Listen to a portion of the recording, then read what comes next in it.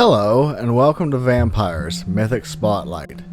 Yes, I'm bringing back the Mythic Spotlight for this one, since this topic falls into the gray area of the paranormal world. They aren't aliens, they aren't cryptids, and for the most part, they can't be considered spirits. However, vampires are found in many myths, so here we are. Normally I don't like to do videos about similar topics back to back, but while researching vampiric cryptids last week, I kept coming across vampire stories. These tales really interested me and made it very hard to keep on topic, so I decided then and there that I would be making a vampire one for today. With movies and literature, many different abilities as well as weaknesses are talked about, but I want to delve into what is the truth about them, or should I say, what is generally accepted as fact about a fantastical being.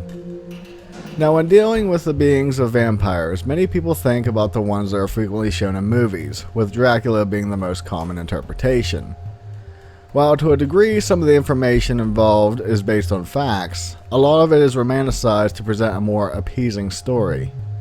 This topic is a little bit confusing, since the creature through history has had various forms that have evolved into what we see today. It goes without saying that some animals exhibit vampiric attributes, as well as there are a group of people who practice the same acts, but I'll get to that later on. So what are the roots behind the idea of vampires? Many people immediately point a finger at Vald Tepes, also known as Vald the Impaler, as the originator of many of the stories. However, the two are quite dissimilar.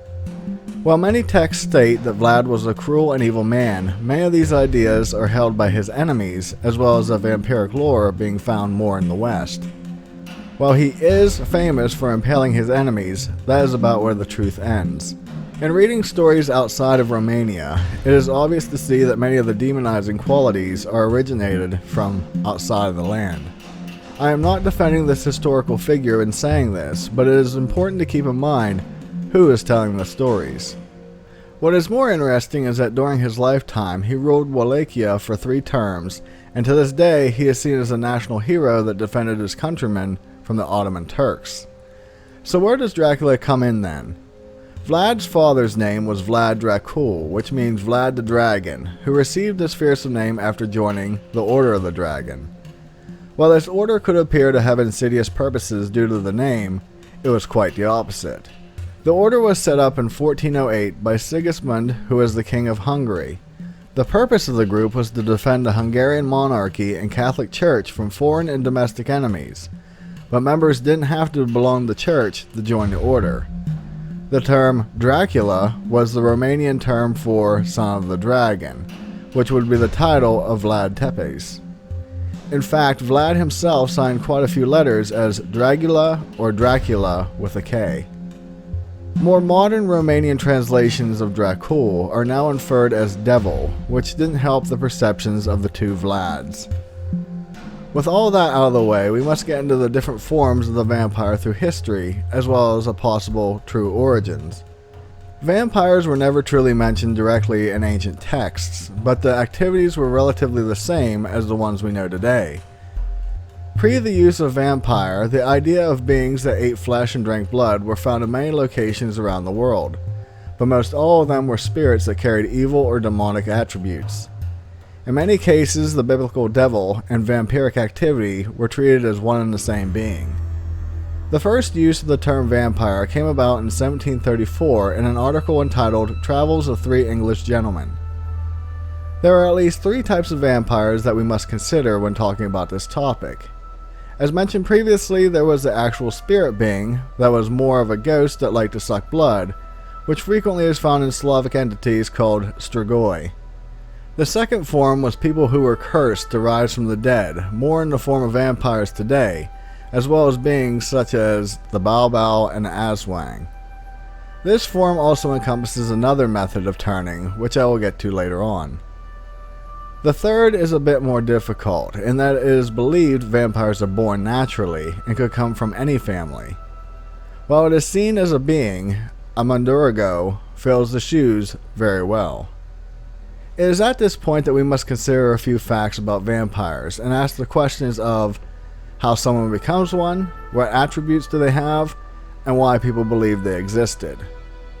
For the first two questions, I sadly have to report that no one agrees, and they vary from area to area. Some say you have to be bitten to turn, while others say you can just be born one. Other cultures, such as in Slavic and Chinese texts, state a dead body will become a vampire if a dog or cat happens to jump over the corpse.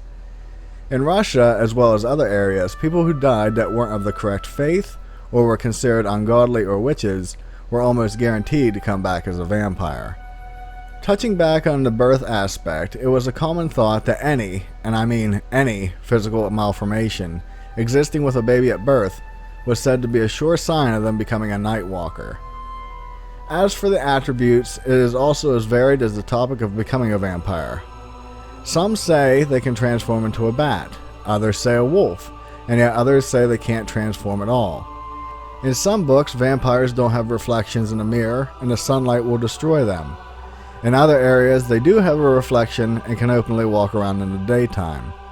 The common thought that they are averse to holy water and artifacts, as well as suffering from arithmomania, the need to count everything, like found in the ideas of spilling salt to keep a vampire busy counting, are all contradicted in other texts. From what I've found, the only things that stay the same is that vampires suck blood and that they can be killed by staking or destroying the heart. Even with that, some cultures contradict that last point by simply saying one can be killed with a gunshot. So the last question of what caused the belief in such a being existing is fairly simple. Frequently, diseases such as rabies as well as others cause people to act strangely, and in many cases was ruled as the person just being possessed. These maladies, tied with what the original vampire was considered, an evil spirit or the devil, led people to think that the afflicted individual was a demonic presence. This process can be seen with the vampire grave I mentioned recently in my Balin Cemetery video, where a group of people, mostly homeless, were rounded up and the townsfolk killed the one who looked most like a vampire. What also played a part was when bodies were exhumed, the natural decomposition process of blood pooling in the mouth and the skin receding from the teeth led many people to believe the dead body had recently been feeding on blood. Add a rash of unexplained animal deaths and even strange infant fatalities, and the whole thing seemed to fit together like a big misinformed jigsaw puzzle. Soon these cases were spread around and the vampire craze had officially begun. Not to mention the 1819 John Polidori book entitled simply Vampire, as well as the 1897 Bram Stoker book called Dracula, which helped to fuel the intrigue. With all that history out of the way, let's get into a little bit of some real accounts. And I don't want to leave you hanging on just mentioning some of the beings previously in the vampire types and not telling you about them. First, let's get into the beings that I mentioned. A strigoi is both a physical and spirit being found throughout Slavic areas. This being is said to have red hair, 2 hearts, and eyes the color of indigo. Much like vampires, they suck blood to sustain themselves, but for the most part they seem to prefer animal blood. One of their attributes is that they can transform into spirit animals as well, and from what I can tell, were originally a human being who had passed on. The bao, which is found in the mythology of the Philippines, is an actual creature with long claws and sharp teeth that steal corpses from the graveyard to eat their flesh and drink the blood. Once they consume the body, they replace it in the coffin with a banana tree trunk to fool people into thinking the corpse is still there. They are said to look like a human being while walking around, but when surrounded in moonlight, their true appearance is revealed, looking like a decrepit being known as a bone collector. Some say a person can invoke a bao just by saying its name and it will actively hunt that person down to eat them. I've just said that a couple times now. I guess I should keep my windows locked. The aswang is also found in the Philippines and it is a common term for a witch or vampire-like creature. This being commonly is female in appearance and is said to look human during the daytime but becomes a beast at night. This creature is said to be able to separate its upper half from its waist and fly around on bat-like wings, looking for prey, all the while its entrails are dangling below. The aswang prefers the blood of newborns but has been known to take whatever it can. The description may have some of my more informed viewers stating what I described was called a manananggal, but the two beings are frequently considered one and the same. It can marry a human being, but its partner is then cursed to become an aswang as well, so while they are frequently female, they can be male also. The last one I mentioned was the Mundurago, which in all honesty is quite an interesting being. Again, this creature is found in the Philippines. Remind me not to book my vacation there. But this one seems to be less bloodthirsty. It is said that they are beautiful looking women who have bird-like wings either on their back or above their buttocks. They will faithfully stay with any human who has treated them kindly, but if one was to break their heart, then the vampire comes out. While the partner sleeps, the Mundurago would use its tongue, which has suckers on it, to drain the blood from its unfaithful lover's neck. One famous story claims that the being killed its lover regardless of how they treated her, until finally her last husband figured something was up with her bride and cut off her tongue while she thought he was asleep. So let's get into a few real cases from history of vampire activity, with a story said to happen well before vampires were thought to exist. In the small Croatian village of Kringa, the townsfolk had quite a tumultuous few years. In 1656, a man by the name of Jor Grando died, but was unhappy to stay that way. Apparently, a year after his passing, people would hear a strange knocking on their door, but no one was there when they answered it. Anyone who received the knock seemed to inexplicably suffer the sudden passing of one of the family members in the home. Within the same period of time, the widow of Jor claimed her husband's corpse showed up at her door every night to terrorize her, as well as forcing her to have other activities with him, claiming it was her marital duty. She described him as having a ghastly face, a rancid body, and sporting a permanent smile. This activity occurred for 16 years straight, until the people finally got fed up. The priest named Giorgio approached Jor with a cross and commanded him to leave the townsfolk alone. The undead being was said to have wept and run away from the man of the cloth. Later, a man named Miho Radetic and a group of people chased the being down and tried to drive a hawthorn stick through its chest. This attempt failed since the stick wouldn't pierce the flesh, and Jor got away again. Finally, another group banded together and made their way to Jor's gravesite, where they unburied him. They found him fairly preserved and having a strange smile on his face. The group tried the hawthorn stick again, only to fail, and then they tried to exorcise the body, but that failed as well. One man named Stepan Milesic grabbed a saw to cut the head from the body. As the blade cut the flesh, Jor's eyes opened and he let out a scream as blood poured from his mouth. After that day, the town was free from the torment. The final story is fairly short, but I felt it was an interesting addition. I tried to find more information, but most of the articles were written in Spanish, and I'm too rusty to glean anything from them.